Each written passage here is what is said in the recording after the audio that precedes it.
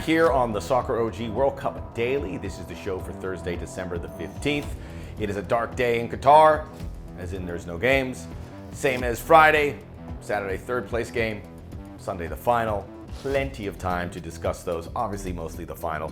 We will get to that. No shortage of topics to discuss. I hope you enjoyed the conversation about MLS looking for new linear and broadcast partners and stepping away from ESPN.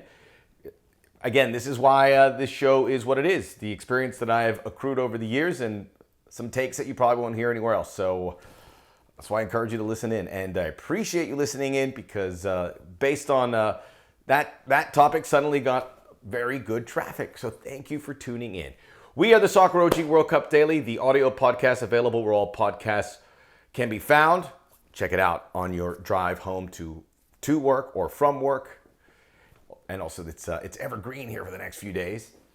And also check out us here on our YouTube channel. There are our social media handles where we can continue to provide additional content. Certainly there on TikTok. Check it out. We're having a lot of fun there.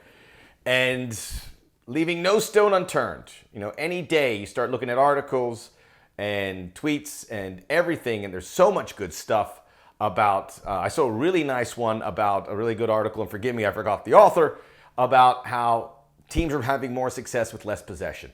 All of this goes into the bag as the game certainly feels like there has been a shift or two in how it is played. I sense that in the France-Morocco game, sense that in the way Argentina has played the last couple games.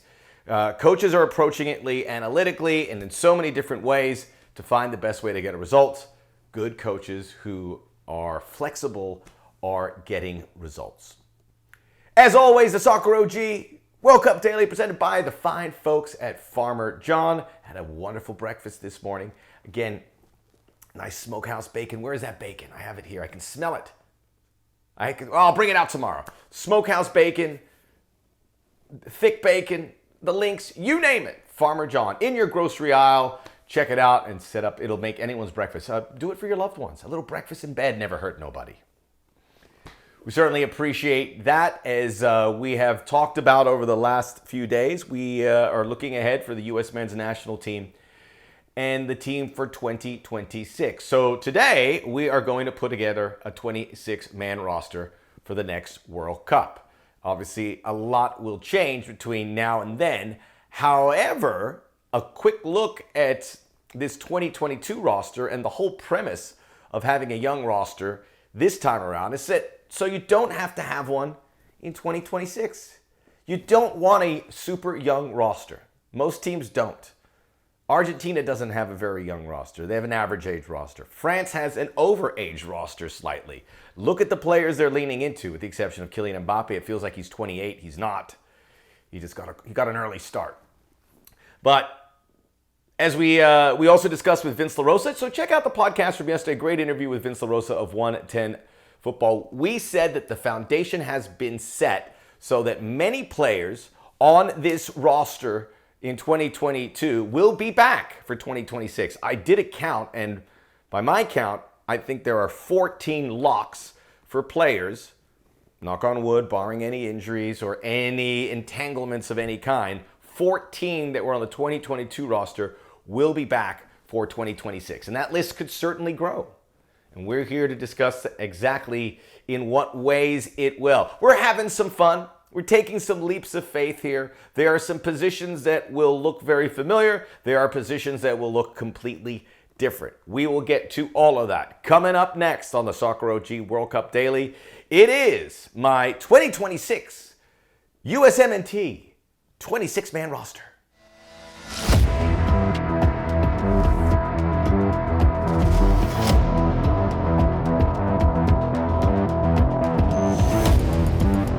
So let's get started here on the 2026 USMNT roster. And this is the World Cup. You don't want to miss any World Cup, but as a U.S. player, this is the World Cup you always wanted to be on. Not only because you're hosting it, but because this has been set after the misery of 2018, the rise from the ashes in 2022 to a finished product in 2026. Nothing is guaranteed. A lot of work is going to happen. We don't know about the coach right now.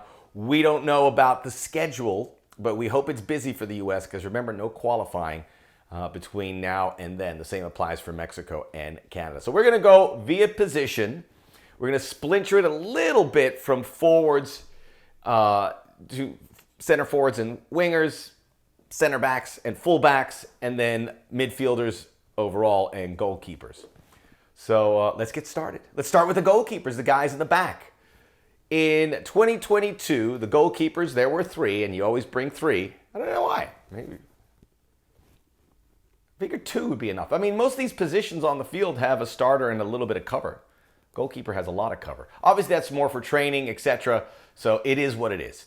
3 goalkeepers in 2022, Matt Turner, Sean Johnson, and Ethan Horvath. Here are my picks for 2026. The 3 goalkeepers that will be coming. Matt Turner, he'll be pushing there into his 30s, so he will be a seasoned player, but this is exactly the Matt Turner you want, hopefully with a lot of appearances at Arsenal, or if he heads off on a loan somewhere under his belt. He was definitely one of the bright spots in Qatar, and this will be his opus, right? This will be where he can be one of those household name goalkeepers. Make no mistake, it is very possible. The number 2 that we will include here is Gaga Slonina. Now, just because we'll have a lot of good young players coming through the pipe, just because they'll be coming through, doesn't mean you go back to being young again. But I think Gaga Slonina is on a wonderful trajectory, headed to Chelsea, headed to becoming hopefully the next great U.S. goalkeeper. I don't think he's going to leapfrog Matt Turner here, but this is the guy you build for 2030. You see how it works? It's like wine. You bottle it, and you put it away, and you age it, so to speak. The 3rd goalkeeper, you could go younger here, but this is where I kind of pump the brakes. Ethan Horvath is, he's in his mid-20s. I think he's 27, so he'll get into his 30s as well by that. But I don't want to rule out Zach Steffen here, but Ethan Horvath, of the guys that were there, certainly has earned it, playing regularly in the championship for Luton Town. And I feel like he will be a calming influence. Sean Johnson won't be that. He's 33, so that makes sense to me. Those are your goalkeepers. I'm happy with it. You got the A number 1 guy in Turner. You got the future guy in Gaga Slonina. I'm excited to see these next 4 years for Gaga Slonina. I mean, he's at the top of the list of all these American players. Let us go next to defenders. 9 defenders brought in 2022. The center backs were Walker Zimmerman, Tim Ream, Aaron Long, and Cameron Carter-Vickers. 4 there. Fullbacks, you had 5. Anthony Robinson, Sergio Dest, Joe Scally, DeAndre Yedlin, Shaq Moore. We're going to keep the same amount of numbers. So let's start with the center backs. Here are my 4 center backs, and this is the position that changes a whole lot. And in fact, only one holdover I have for 2022. It's Cameron Carter-Vickers, who I don't know if he'll be the starter. Now, remember, Miles Robinson and Chris Richards were kind of becoming that partnership before both suffered injuries. Miles Robinson, we don't know where he's headed back. I imagine he'll where he's headed, still an Atlanta United player, but is that a position? I mean, how does he come back from injury at that point? I'm very excited to see that because he really was the ever-present defender there for the United States. And Chris Richards at Crystal Palace, I don't know if he's going to play a lot there. He needs to be somewhere where he can play. We shall see. I would love for him to break through at Crystal Palace. But first things first, get healthy, and then we'll see. I'm putting Austin Trusty on this list. I have seen the trajectory of this young defender going from the Colorado Rapids, bought by Arsenal, going on loan to Birmingham City. He plays in a back 3, so he could maybe give you a little something extra at right back if you need it. I truly believe on this trajectory, Austin Trusty is going to be an Arsenal player here at some point between now and, say, 2024. And play. This is the guy who's got a rocket ship on his back, in my estimation. I have seen enough from him to put him on there. Bad news for Walker Zimmerman. He's just on the outside looking in. And it's not a reflection off of him, although he's getting a little bit older. It's a reflection off these 4 center backs. These are 4 exciting, athletic, modern center backs. Chris Richards, Miles Robinson, Austin Trusty, Cameron Carter-Vickers, Mark McKenzie, Joshua Winder, Justin Che, Brandon Craig were also considered. Let's go to the fullbacks. 5 fullbacks. So you got to be clever here. You got to obviously have a starting left back and a starting right back. You got to have cover for both those positions. It might be the same player. We kind of saw that here in 2022. This was a big problem for the U.S. We didn't have adequate cover for Anthony Robinson or Serginho Dest, who will both be coming back. So they got worn down by the game in the Netherlands. They played 90. They almost played every game 90 minutes, almost 90 minutes. But they started every game, and you could see how fatigued they were. You can't have that. You can't have the fullbacks going that hard, especially in a tournament like this. It'll be different in the U.S. You would imagine the games are going to be spread out a little bit more. So here are my 5 fullbacks for 2026. We're bringing back Serginho Dest. We're bringing back Jedi Robinson. Those will be the starters. Joe Scally probably goes at right back, but can cover left. I won't need him at left back because I have Kevin Paredes, who is currently at Wolfsburg, who could almost project to be a bit higher up the field.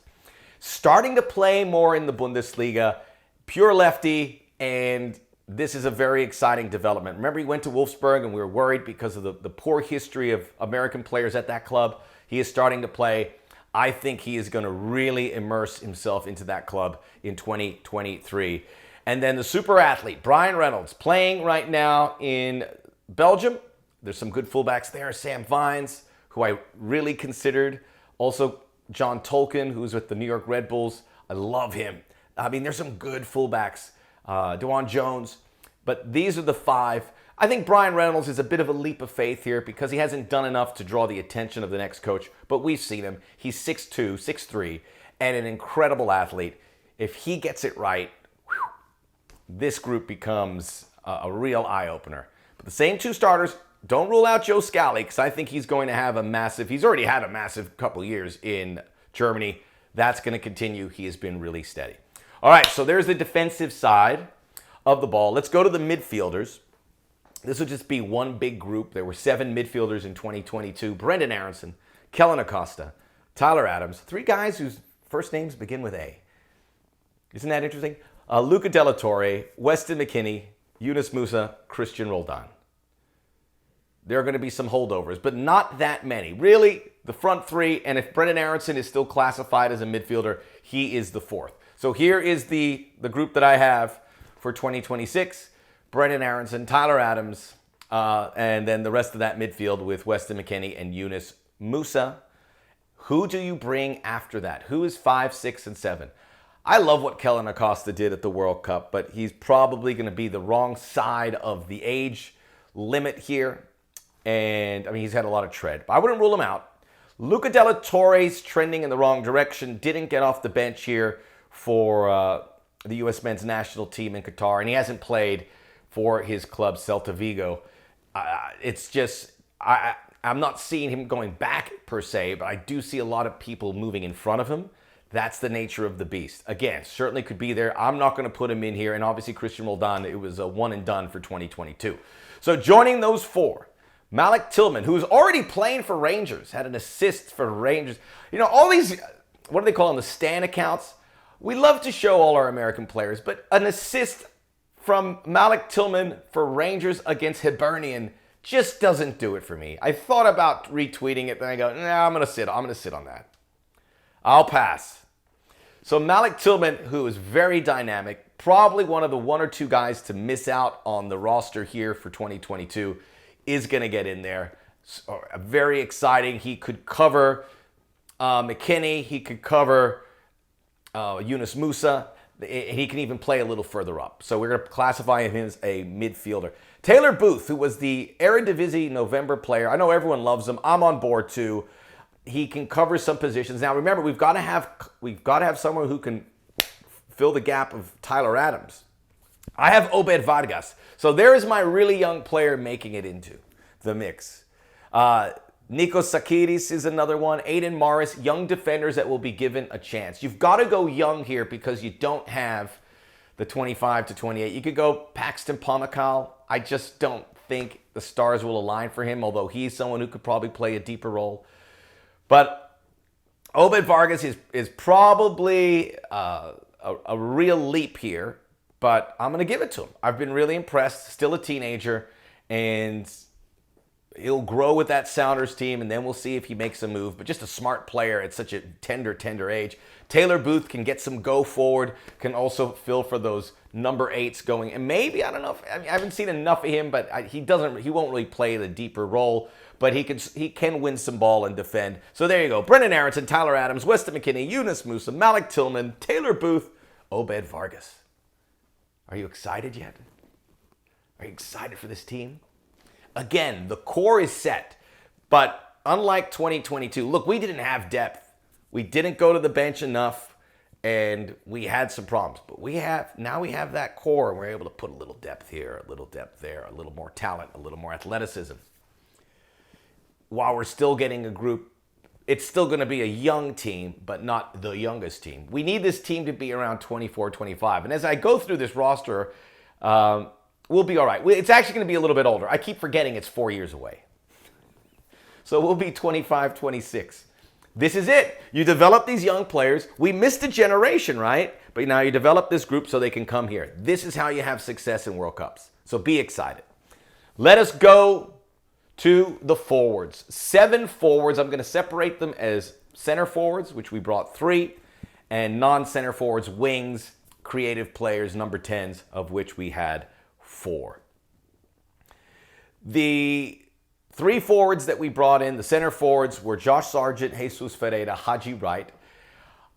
We'll bring 3 again in 2026, but only one of them will make it. I have Sargent. Sargent's not it. The thing with the forwards is between numbers 1 and 5, 6, 7, there's not a big gap.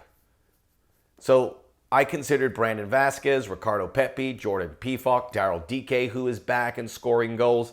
Flo Balogun, I did not put him in here. I am going to go ahead and assume that he aligns with England. I think he's going to go that way. Actually, I don't know, but I'm not going to put him here. And if he does decide for the play for the U.S., well, that is like a nice little extra present under the Christmas tree, right? So we'll leave him out for now. Not that I don't want him. And if he was available for the U.S., he is 100% on this list. But in the meantime, I am going to go with Josh Sargent, Daryl Dike, and Ricardo Pepi. I really want to put Brandon Vasquez here. He's been the hard luck case. He's going to re-sign, it would appear, FC Cincinnati, who denied a big transfer to Chivas. Seeing this guy in person, seeing how he's emerged, he is so different. I know we have Haji Wright and Jordan Pefok that we can kind of put in that category, but Vasquez is just a man mountain. And he is a kind of forward that not many people have. He just misses out. But the thing here, if Josh Sargent or Daryl Dike or Ricardo Pepi hit a bad patch or get injured, the margin for error is very thin. I think Vasquez can move in there. I think Pefok can move in there. Obviously, Haji Wright and Jesus Ferreira, we can't overlook them. But there you go. Sargent, let's put him at number 1. Let's put Ricardo Pepi at 2. And Daryl Dike, who didn't really have a chance at 2022 because of injury after injury. And we can't ignore those injuries. But we'll see. There's some good forwards there. Unfortunately, there's not that one guy that you go, okay, he's going to get 5 goals in a World Cup. We don't have that. It's still an issue of scoring goals. I think Balogun is a guy who could resolve that, but we just don't know. He's so good. Why is he going to come here? Why does he want to come here if he has better options? I think England's going to come in hard, and we'll hold our breath. Non-center forwards, wingers, there were 4 in 2022. Christian Pulisic, Gio Reyna. They'll both be back. Tim Weah. We'll see how the formation looks. And Jordan Morris.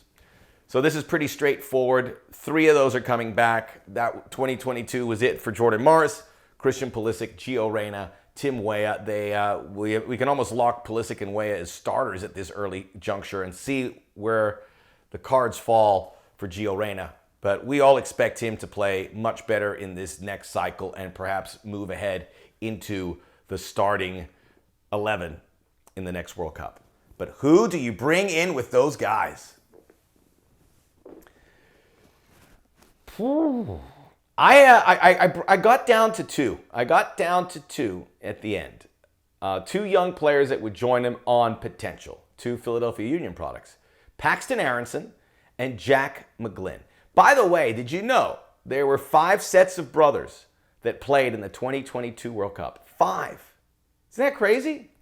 Isn't it just warm your heart? You had the Williams brothers, who Iñaki played for Ghana, and then Nico played for Spain. the Milinkovic-Savic brothers who played for Serbia, the Ayew brothers who played for Ghana, and then the Hernandez brothers who played for France, and then the Hazard brothers who played for Belgium. Family affair. So the U.S. could have a brother combination. If you had 5 in 2022, you got to have at least 1 in 2026. Paxton is on his way to Eintracht Frankfurt. It all depends on how he adapts. If it's not him, maybe Caden Clark. Maybe one of these guys. I like Jack McGlynn because of the left foot. He's a little different than the other players, could play a little further back. He could almost be classified as a midfielder, but I'm going to push him up here. And because of being a specialist, maybe he can resolve the set piece situations. I forgot about set pieces. I didn't really put someone for set pieces. I guess we're just going to assume it's going to be Pulisic or Reyna. But let's go with Jack McGlynn. Jack McGlynn makes it in. So I don't have a brother combination. But let's watch. Paxton does well. He's in. We have been tooting his horn a lot, saying he's even better than Brendan. And if he's better than Brendan, or if he's as good as Brendan, he makes the 26-man roster. This was a lot of fun. I hope you enjoyed it. I enjoyed it a lot more than I thought I would. The Soccer OG World Cup Daily, every day throughout the World Cup. 4 shows left. We might have a Monday show. Check us out where all podcasts are available and here on YouTube. We will see you tomorrow.